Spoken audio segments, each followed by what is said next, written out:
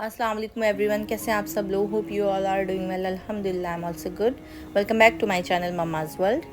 अगर एक दिल है ऐसा जिसमें अल्लाह पर तवक्कल नहीं है तो वो एक बीमार दिल है। आप जानते हैं जो अल्लाह पर तवक्कल करते हैं ना, जो अल्लाह के वलियों में से होते हैं ना, तो वो फ्यूचर के लिए डरते हैं ना ही पास्ट के लिए रोते हैं। सूरह तौबा में अल्लाह ताला फरमाते हैं कि कुछ भी तुम्हारी ज़िंदगी में अलग से नहीं होगा सिवाय उसके जो पहले से लिख दिया गया है। अल्लाह की मर्ज़ी के बिना कुछ भी नहीं होगा और बेशक अल्लाह की मर्ज़ी हमारी मर्ज़ी से हमेशा ही बेहतर है। अल्लाह सुब्हानहू व तआला सूरह तौबा की आखिरी 2 आयत में फरमाते हैं कि अगर सब भी तुमसे मुँह फेर लें तो मेरे लिए अल्लाह काफ़ी है।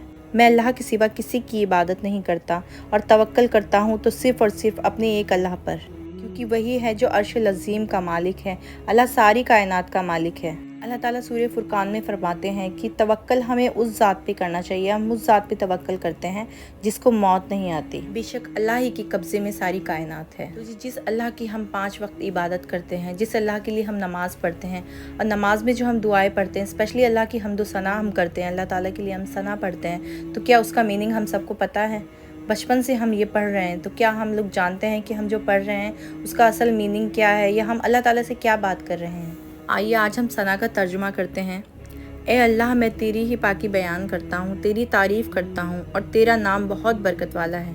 तेरी शान बहुत बुलंद है और तेरे सिवा कोई माबूद नहीं है बेशक। तो जी अगली आयत है सूरह फातिहा, जो कि कुरान पाक की सबसे अजीम आयत है और कुरान शरीफ की शुरुआत ही उसी से होती है। बहुत प्यारी, बहुत खूबसूरत और बहुत फजीलतों वाली दुआ है। तो इसको भी हम नमाज में पढ़ते हैं, इसके बिना नमाज नहीं हमारी होती है। तो इसका तर्जुमा क्या हम लोगों को पता है? तो ये चीज़ें वो हैं जो हमें पता होनी चाहिए, जो हमें सीखनी हमारे लिए ज़रूरी है। आइए सूरह फातिहा का तर्जुमा हम करते हैं। बिस्मिल्लाहिर्रहमानिर्रहीम। शुरू अल्लाह के नाम से जो बड़ा मेहरबान निहायत रहम वाला है। सब तारीफ़ अल्लाह ही के लिए है जो तमाम कायनात का रब है, निहायत मेहरबान और रहम फरमाने वाला है, रोज़े जज़ा का मालिक है। ए अल्लाह, हम तेरी ही इबादत करते हैं और तुझी से मदद मांगते हैं।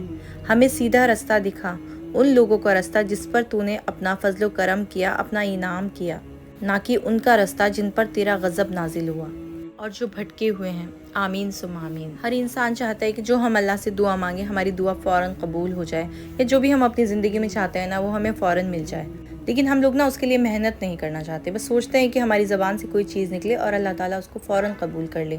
मतलब ये कि हम लोग मेहनत नहीं करना चाहते, जबकि अगर हमें कोई चीज़ चाहिए ना तो उसके लिए हमें बहुत मेहनत करनी पड़ती है।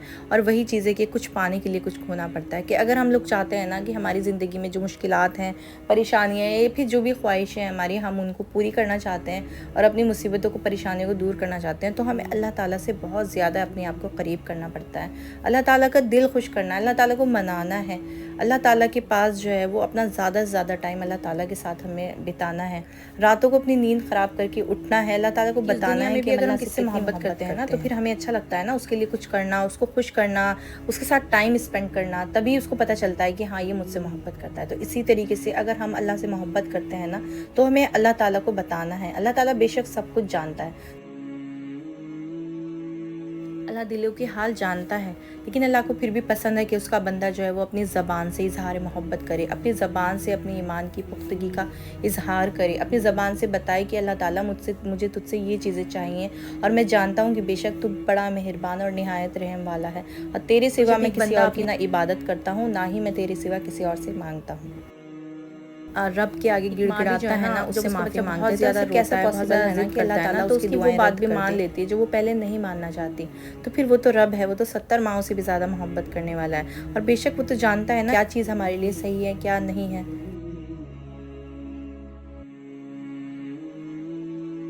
कई बार ऐसा होता है हम अल्लाह से वो चीज़ मांग लेते हैं जो हमारे लिए बेहतर नहीं होती है, लेकिन अल्लाह ताला को पता होता है। लेकिन कई बार ऐसा होता है कि हम दुआ सही मांग रहे हैं, वो दुआ हमारे लिए ही है, लेकिन अभी उसका वक्त सही नहीं है, तो अल्लाह ताला वो दुआ जो है वो अपने पास रख लेता है और जब सही वक्त आता है ना तो फिर वो उसको पूरी कर देता है। तो जी कौन सी तरीका है, कौन सी दुआएं हैं, कौन सा वक्त है जो अल्लाह ताला से हम मांगे और अल्लाह उसको कबूल कर ले?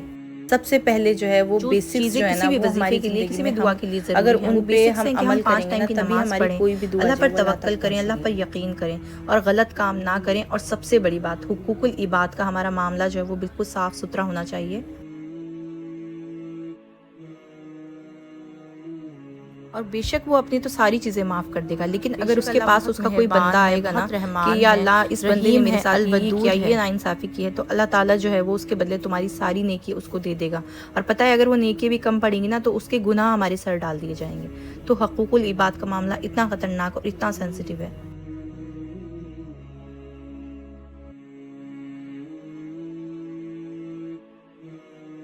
اسی لیے اب بہت سے لوگ نا اس کو سمجھتے نہیں ہیں کہ حقوق العباد ہے کیا، یا یہ کوئی اتنی ضروری چیز نہیں ہے۔ تو یہ سب سے زیادہ ضروری چیز ہے۔ ہماری اس دنیا کی ساری نیکی بھی جو ہے وہ ختم ہو سکتی ہیں، اور ہم یہاں سے جائیں گے اپنی نیکیاں لے کر، ہو سکتا ہے کہ ہم گناہوں کے بوجھ تلے نہ دب جائیں، کیونکہ جس بندے کے ساتھ ہم نے حق تلفی کی ہے ہو سکتا ہے وہ خدا نہ خواستہ ہماری ساری نیکی لے لے اس ایک حق تلفی کے بدلے۔ تو اس لیے یہ اتنا زیادہ ضروری ہے نا، کیونکہ اللہ تعالیٰ اپنے حقوق تو شاید معاف کر دے، لیکن اپنے بندے سے وہ اتنی محبت کرتا ہے کہ وہ اپنے بندے کے حقوق نہیں معاف کرے گا۔ سورہ بقرہ میں اللہ تعالیٰ نے فرمایا کہ جو کسی کی حق تلفی کرے اور دو لوگوں کو آپس میں لڑوائے یا دل میں بغض رکھے تو وہ مومن نہیں ہے۔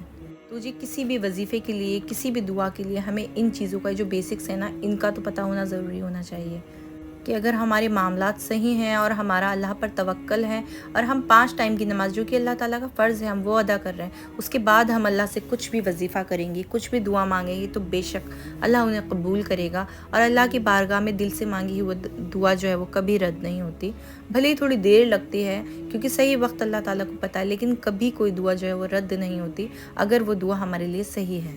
اور بے شک تہجد کا جو وقت ہے نا، وہ تو اللہ کو اتنا پسند ہے نا، اللہ تعالیٰ منتظر رہتے ہیں کہ میرا کوئی بندہ آئے اور مجھ سے کچھ مانگے، اور اللہ تعالیٰ تہجد میں مانگی گئی دعا جو ہے وہ کبھی رد نہیں کرتے، قبول ہوتی ہے۔ اور اسی لیے اللہ تعالیٰ جو حاجت ہے، ہماری پریشانی ہے، کوئی ایسی مشکلات ہیں ہماری زندگی میں، تو ہمیں تہجد ضرور جب بھی آپ تہجد کے لیے اٹھیں تہجد میں جتنی زیادہ ہو سکے نماز کے بعد اس کو پڑھیں، یہ دعا بہت زیادہ جو ہے معافی مانگنی چاہیے، پھر دیکھیں اپنی دعاؤں کو قبول کروانے کے لیے بہت ہمیں مدد کرتی ہے اور بہت اچھی دعا ہے۔ اور ضروری نہیں ہے کہ آپ اس کو صرف تہجد میں ہی پڑھیں، یہ بہت پیاری دعا ہے، آپ اس کو ہر نماز کے بعد بھی پڑھ سکتے ہیں، جتنی بھی بار آپ پڑھنا چاہیں۔